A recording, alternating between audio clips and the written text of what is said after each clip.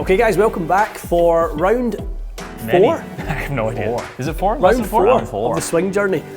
Shot shape and some of the things we wanted to see from a setup perspective. So we're going to kind of go through a couple little things here maybe first with eye line. Yes. Okay, we'll talk about eye line and some of those ideas from a setup perspective.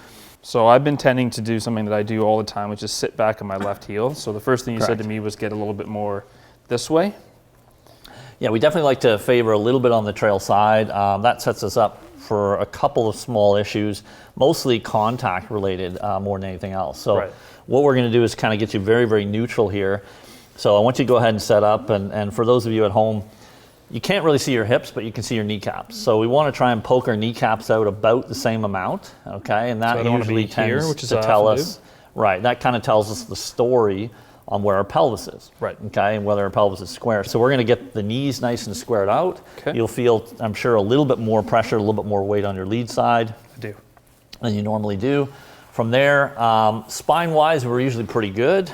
We usually like to see the center of your shoulder joint a little bit more over the center of your hip joint here.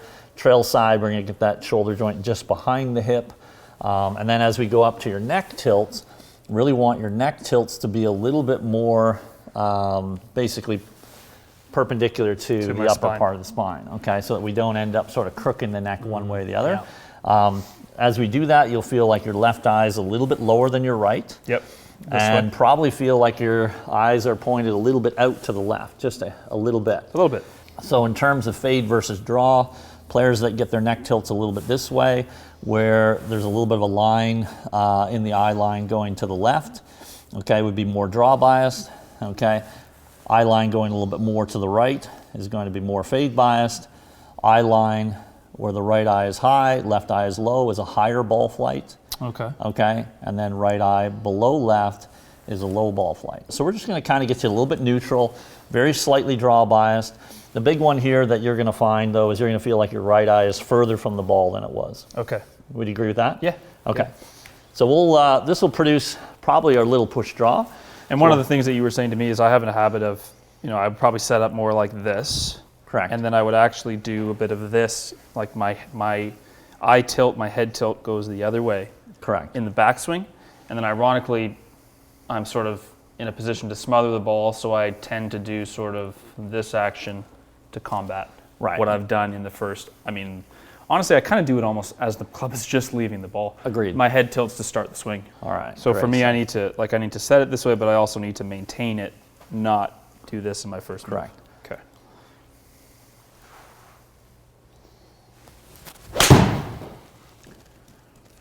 It definitely feels, I feel some, draw shape to that for sure.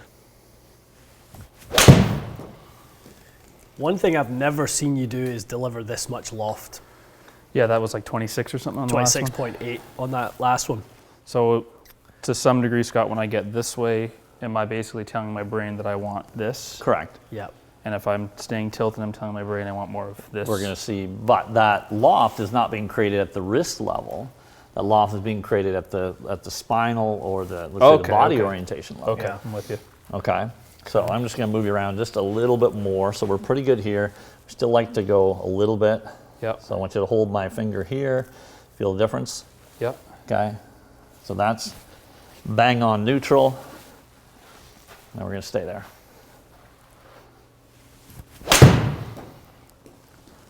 Okay, good work.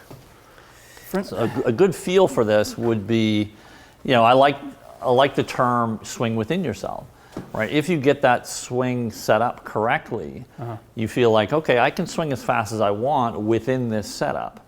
Now, as soon as I move that setup around and my eye line switches, now all the pieces have switched, okay? So from a consistency standpoint, this helps us deliver some very, very good things here. So again, loft at 25.5, 6.1 path, angle of attack around 4. So we're getting less down, a little bit more dynamic loft, definitely sort of high draw, okay?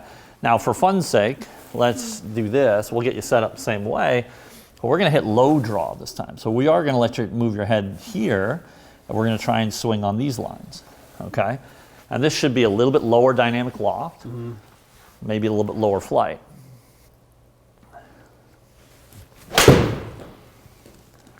probably felt more compressed. Yeah, a little bit more leaned. That was 23 Okay. loft versus 25. I didn't hit it well, but So we can kind of customize this a little bit. How low do you want to hit it? not very. I want to hit it high. All right, so we need to be more on this end of the spectrum. So we're going to move that hip here, that shoulder there. Yeah. Eye line the most. So we're going to hit this way up in the air. Okay. Okay? Exaggerate it. Yep, just exaggerate it right there. And now from there, I want you to swing along those eye lines.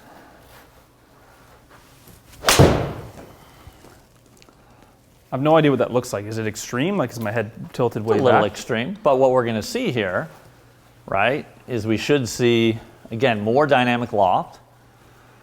Yeah, Okay. I thinned it, but yes. A little bit thin, I guess, yeah. Yeah. I mean, you're going to feel like you're hitting up on this now. I do actually feel like I'm hitting up on it. And that's got to be up in that 26, 27 degrees of dynamic loft there. 26. Yeah, good guess. Okay.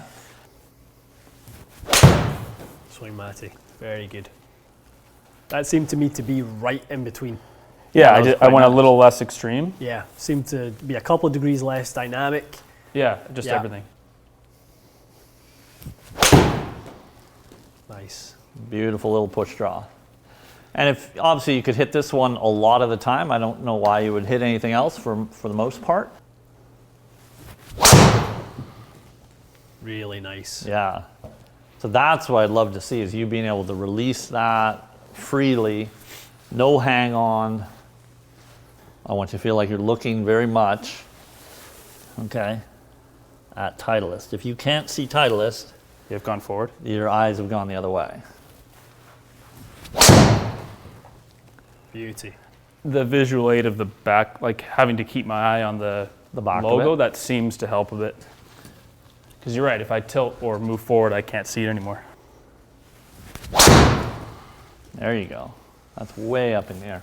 Rory bumps. Yeah, so even when I strike one high, it's still okay. Oof.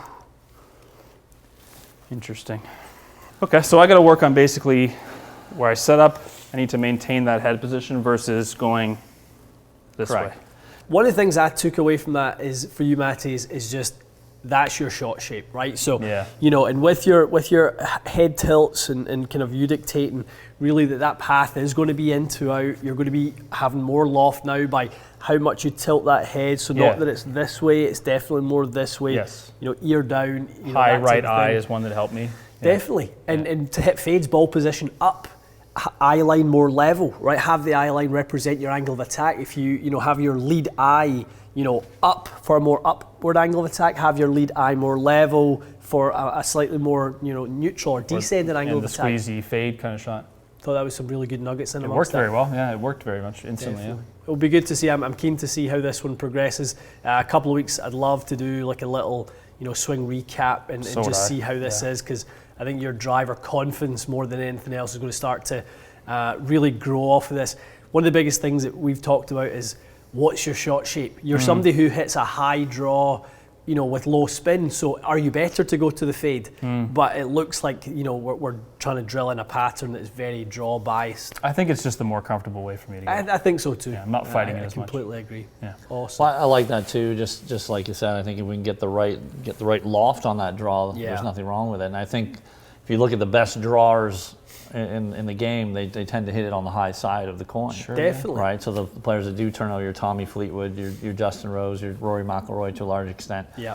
generally turning that ball over, but hitting the ball in a window that's well over 115, 120 feet. Yeah. That was really a lesson fully about setup and how setup can dictate the angle of attack, the path, the shot shape, the face control, dynamic loft, dynamic lie, all out of setup. So that's how important it is. Sometimes I think we overthink that the golf swing has to be overly complicated, and then when pros tell you that they're really just working in their fundamentals, drilling down their fundamentals, they mean it. That's how It's important very these true. fundamentals are, and you know, these guys have to have that right week to week in order to be as consistent as they want to be. And I think these are the refinements, turning the screw in Matty's swing now, that's going to just start to bring in these misses a little bit and start bringing that predictability to the flight, which Yeah. is what you're going to need in season on It the will golf be. course. Absolutely. Fantastic stuff. Okay, can't wait for the recap. Stay tuned. We'll see you again soon.